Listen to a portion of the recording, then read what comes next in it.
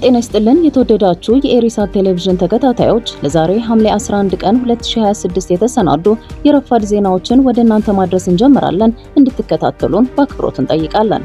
አበይት ነጥቦቹን በቅድሚያ የፓኪስታን አየር መንገድ አቶ ተወልደ ገብረ ማርያምን በዋና ስራ አስፈጻሚነት ለመሾም ማጨቱ ተሰማ። ኢራን ለአሜሪካ እጅ እንደማትሰጥ ገለጸች። ጀርመን በኢራቅ ያላትን ወታደራዊ ካምፕ ዘግታ ጠቅልላ እንደምትወጣ አስታወቀች። በፊሊፒንስ H5N1 የተባለ የወፍ በሽታ መቀስቀሱን የዓለም የእንስሳት ጤና ድርጅት አስታወቀ። ኤርትራዊው ቢኒያም ግርማይ በፈረንሳይ ዙር 3ኛ ደረጃን በመያዝ ውድድሩን አጠናቀቀ። የፓራጓይ ሴናተሯ በማህበራዊ ሚዲያቸው በኪሊያን ምባፔ ላይ ለሰነዘሩት የዘረኝነት ጥቃት ይቅርታ ጠየቁ። ስፔን ቤልጂየምን አሸንፋ ወደ ግማሽ ፍጻሜ አለፈች። ወደ ዝርዝር ዜናዎቹ እናልፋለን። ከኛ ጋር ቆዩ። የፓኪስታን አየር መንገድ አቶ ተወልደ ገብረ ማርያምን በዋና ስራ አስፈጻሚነት ለመሾም ማጨቱ ተሰማ። የኢትዮጵያ አቪዬሽን ዘርፍ ያፈራቸው አንጋፋ መሪዎች በዓለም አቀፍና በአህጉራዊ መድረኮች ላይ ያላቸው ተፈላጊነትና ተጽዕኖ ከመቼውም ጊዜ በላይ እየጎላ መጥቷል። ከቀናት በፊት የወጡ መረጃዎች እንደሚያመለክቱት የፓኪስታን ብሔራዊ አየር መንገድን ወደ ግል ይዞታነት ያዛወረው አዲሱ ጥምረት የቀድሞውን የኢትዮጵያ አየር መንገድ ግሩፕ ዋና ስራ አስፈጻሚ አቶ ተወልደ ገብረ ማርያምን አየር መንገዱን በዋና ስራ አስፈጻሚነት እንዲመሩለት በእጩነት መርጧቸዋል። በጉዳዩ ላይ ቅርበት ያላቸውን ምንጮች ጠቅሶ ብሉምበርግ እንደዘገበው በኪሳራ ውስጥ የቆየውንና በቅርቡ ወደ ግል ይዞታነት የተሸጋገረውን የፓኪስታን አየር መንገድ ሙሉ በሙሉ ለመረከብ የመጨረሻ ሂደቶችን እያጠናቀቀ የሚገኘው የአሪፍ ሀቢብ ኮንሰርቲየም የአቶ ተወልደ ገብረ ማርያምን ሹመት በይፋ ለማሳወቅ ዝግጅቱን አጠናቋል። አቶ ተወልደ የኢትዮጵያ አየር መንገድን በበላይነት በመሩባቸው 11 ዓመታት ውስጥ አየር መንገዱ ከአዲስ አበባ ማዕከል በመነሳት አህጉሪቱን ከዓለም ጋር በማስተሳሰር ወደ አፍሪካ ትልቁና ትርፋማው አየር መንገድነት እንዲያድግ ያደረጉበት ስኬታማ የሥራ ታሪክ ለፓኪስታን አየር መንገድ አዲስ ሕይወት ለመዝራት ለተነሳው አዲሱ ባለቤት ዋነኛ ምርጫ ሊያደርጋቸው ችሏል። በ2022 የትግራይ ጦርነት ከኢትዮጵያ መንግስት ትልቅ ጫና ሲደርስባቸው የጤና እክል አጋጥሞኛል በሚል በአሜሪካ ለሚያደርጉት የሕክምና ክትትል ትኩረት ለመስጠት ሲሉ በቅድሚያ ጡረታ መውጣታቸው የሚነገርላቸው አቶ ተወልደ ሹመቱ አሁንም በዓለም አቀፍ ደረጃ ያላቸው የኢንዱስትሪ ተደማጭነትና ተሰሚነት ከፍተኛ መሆኑን የሚያመለክት እንደሆነ ተጠቁሟል። የአቶ ተወልደ ወደ ፓኪስታን አየር መንገድ ማምራት መነጋገሪያ ከመሆኑ ወራቶች አስቀድሞ ሌላኛው የኢትዮጵያ አቪዬሽን አንጋፋ መሪ አቶ ግርማ ዋቄ በተመሳሳይ መልኩ የኡጋንዳን ብሔራዊ አየር መንገድ ለመታደግ በኃላፊነት መሾማቸው ይታወሳል። ኢራን ለአሜሪካ እጅ እንደማትሰጥ ገለጸች። የኢራን ዋና ተደራዳሪና የፓርላማ አፈ ጉባኤ መሐመድ ጋሊባፍ አገራቸው ከአሜሪካ ጋር ያላት ግጭት በቴህራን እጅ መስጠት መቼም ቢሆን እንደማያበቃ አስታውቀዋል። አፈ ጉባኤው አክለውም አሜሪካ ከመግባቢያ ስምምነቱ ወደ ኋላ የምትል ከሆነ ኢራን ራሷን ለመከላከል ሙሉ በሙሉ ዝግጁ መሆኗን ገልጸዋል። አፈ ጉባኤው በንግግራቸው አሜሪካውያን ስምምነቱን በሚጥሱበት በማንኛውም ጊዜ ሙሉ መጠነ ሰፊ መከላከያ ለማድረግ ዝግጁ ነን፣ በእነርሱ ላይ ጸንተን በመቆም የኢራንን ሕዝብ መብት እናስከብራለን ብለዋል። ጦርነቱን ማቆም ለዓለም ሀገራት ቅድሚያ የሚሰጠው ጉዳይ ቢሆንም ይህ ግጭት ግን በኢራን እጅ መስጠት መቼም ቢሆን እንደማያበቃ ሁሉም ሰው ሊያውቅ ይገባል ሲሉም አሳስበዋል። በተጨማሪም መሐመድ ጋሊባፍ የእስልምና እምነት ተከታይ የሆኑ ሀገራት በአሜሪካና በእስራኤል ላይ ተነስተው በአንድነት ሊቆሙ ይገባል ሲሉ ጥሪያቸውን አስተላልፈዋል። ጀርመን በኢራቅ ያላትን ወታደራዊ ካምፕ ዘግታ ጠቅልላ እንደምትወጣ አስታወቀች። የጀርመን የመከላከያ ሚኒስቴር ቃል አቀባይ በቴሌግራም ገጻቸው እንዳሉት ወታደሮቹ እስከ መጪው መስከረም ባለው ጊዜ ሙሉ በሙሉ ይወጣሉ። በኢራን የእስላማዊ መንግስት የተባለው ታጣቂ ቡድን የሚያደርሰውን ጥቃት ለመከላከልና የኢራቅ ወታደሮችን ለማሰልጠን በሚል የተለያዩ ሀገራት ወታደሮቻቸውን በኢራቅ ማሰማራታቸው ይታወቃል። ጀርመን የዚሁ ፕሮጀክት አካል በመሆን በኤርቢል ከተማ 30 የሚሆኑ ወታደሮቿን በማሰማራት ለኢራቅ ወታደሮች የስልጠና ድጋፍ ሲሰጡ እንደነበር ዘገባዎች ያመለክታሉ።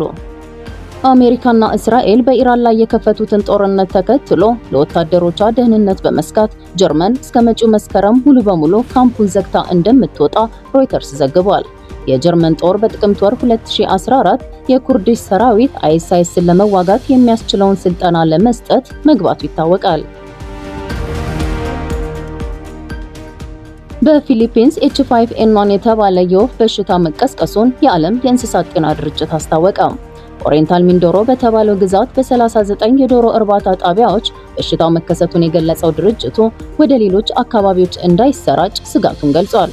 ይህ በሽታ ከዚህ ቀደምም በተለያዩ የዓለማችን ክፍሎች የተከሰተ ሲሆን የዶሮ ገበያውን ክፉኛ አናግቶት ነበር። የሰዎች ከቦታ ቦታ መዘዋወርን በተወሰነ መልኩ አስተጓጉሎ እንደነበርም ዘገባው ጠቅሷል። በፊሊፒንስ የወፍ በሽታው የታየባቸው የዶሮ እርባታ ጣቢያዎች ውስጥ የነበሩ ዶሮዎች በሙሉ እንዲቃጠሉ መደረጉን ትናንት የወጣው የሮይተርስ ዘገባ ያመለክታል።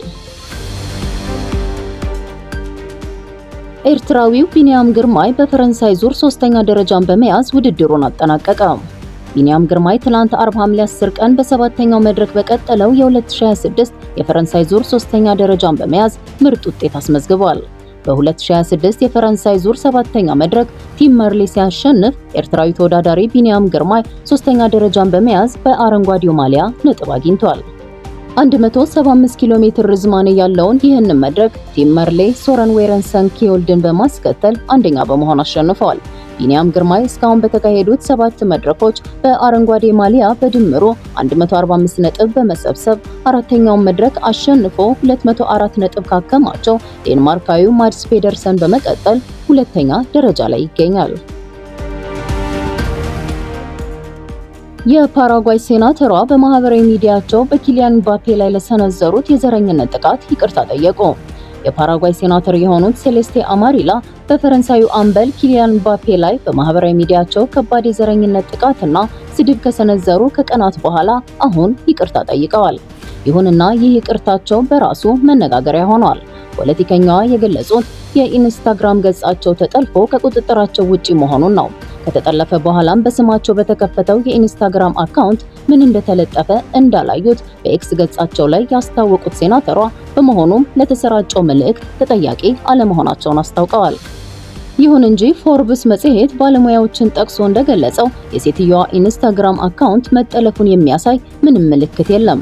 በዚህ አካውንታቸው የነበረው የዋትስአፕ አድራሻቸው ከመጥፋቱ በፊት ምንም የተለየ ነገር አለመኖሩ የአካውንቱን ተጠልፏል የሚለው ማስተባበያ አጠራጣሪ እንደሚያደርገውም አስታውቋል። ሴናተሯ ይህንን ማስተባበያ የሰጡት በዓለም ዋንጫው ፈረንሳይ ከፓራጓይ ያደረገችውን ጨዋታ ተከትሎ በኢንስታግራም የተለጠፈው አስተያየታቸው ከፍተኛ ቁጣን ከቀሰቀሰ ከቀናት በኋላ ነው። በእርግጥ ጨዋታው ውጥረት የሞላበት እንደነበር ይታወሳል። ምባፔ ራሱ ከፓራጓይ ተጫዋቾች ጋር የቃላት ልውውጥ ያደረገበትም ነበር። ከጨዋታው መጠናቀቅ በኋላ ሴናተሯ አሁን ተጠልፏል ባሉት የኢንስታግራም አካውንት የፈረንሳዩን አምበል ጨካኝና ቅኝ ግዛት የተላበሰ ካሜሮናዊ የሚሉ ቃላትን ጨምሮ የዘረኝነት መልእክት ተላልፎ ነበር። እንዲሁም አፍሪካዊ ዝርያውን በማስመልከት አጸያፊ ስድቦችም ተለጥፈው ነበር። ምባፔ ይህንን ከተመለከተ በኋላ ዝም አላለም። ሴትዮዋን የህዝብ ስልጣን የማይገባት ወራዳ ሴት በሚል ጠርቷት በማህበራዊ ሚዲያው ላይ መልስ ሰጥቷል።